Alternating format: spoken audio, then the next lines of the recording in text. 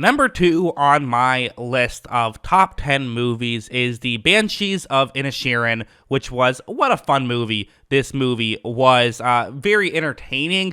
Basically, the plot behind it, so giving my review of it, is this is a movie where essentially you have Colin Farrell and Brandon Gleeson, and Brandon Gleeson says he doesn't want to be friends with Colin Farrell anymore, which doesn't seem like it's a big deal, but when you're on this isolated island and you only have one friend, and that friend doesn't want to hang out with you anymore, well, what do you do with your life? And especially this is set about 100 years ago, so it's not like you can just go on the internet or something. You can't go on Tinder. Like, where are you at this point? He lives with his sister, and he has kind of some animals that he lives with as well, and that's kind of what he has, other than Brandon Gleeson, who now no longer wants to be friends with him. And it's just it's whimsical. It's very fun. It goes very dark in specific places. It's definitely a dark comedy, but that's what I liked about it. And again, it's a Martin McDonagh movie, so you expect that to some degree. But it's just fascinating where it feels so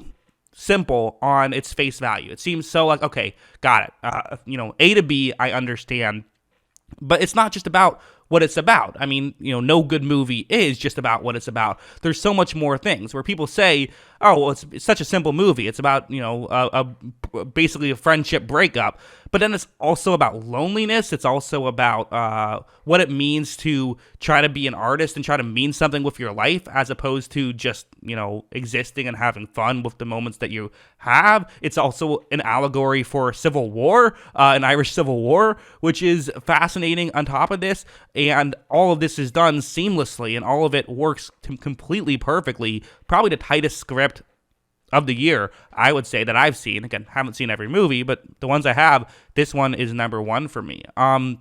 One thing I have to say is Barry Keoghan, I believe is how you say his name. This guy, every time I see him, like The Killing of a Sacred Deer is the other one where I'm like, this guy feels like he's just the best actor of all time. Like, I don't know is he just like this? Maybe he's just a weird person and like they just put a camera on him and make it work. But I don't know. Him in this movie was a bright spot in a movie that was full of bright spots. He was absolutely my favorite, probably part of this movie, which is saying something because I love this movie. He is, he got nominated for Best Actor, and there was talk about him not getting it. I'm glad he got it. I think he deserved it for this one. Again, a small movie. There's not a lot of action happening. Doesn't need to have a lot of action happening. This movie just works in every level, and it's, again, so entertaining. This isn't one of those movies where, like, it has those slow moments, but, like, when you think about it, the next day, you're like, okay, yeah, that did work. I can see that. This is a movie that just works on I think, just every level. I think that the basic story and the plot elements, all that stuff just works by itself. That alone works. But then you think about it more and you're like, oh yeah, there's this theme that they talked about. And like, oh, that's why he does this. Brandon Gleeson starts making a decision to try and make it, really try and do his best to make sure Colin Farrell stops paying attention to him and stops trying to befriend him. So he starts doing something, which I won't spoil what that is. But like when that happens, it kind of makes you think, oh, wait a second, this is, maybe you're not actually doing this because of what you're saying. You're doing this for other things, but it doesn't directly go into that. But because it doesn't directly go into that, you think about it more, if that makes any sense. So it's just a movie that is just really smartly written. I think it's my favorite Martin McDonagh movie. I really do, and I'm a big Martin McDonagh fan. So, I really think this is just a tremendous watch and one that you should check out. I believe that it is only on, I believe it's on HBO Max. I watched it on something. I did not watch it in theaters, unfortunately, but I was able to watch it in HBO Max. I think so.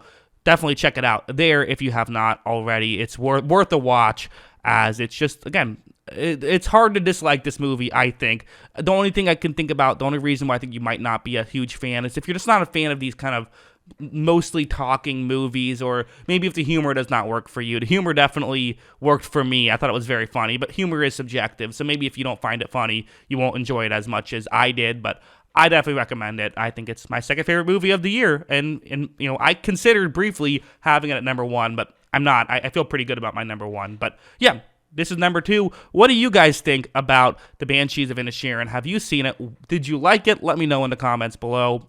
Always love hearing from you. And of course, as always, thanks for watching.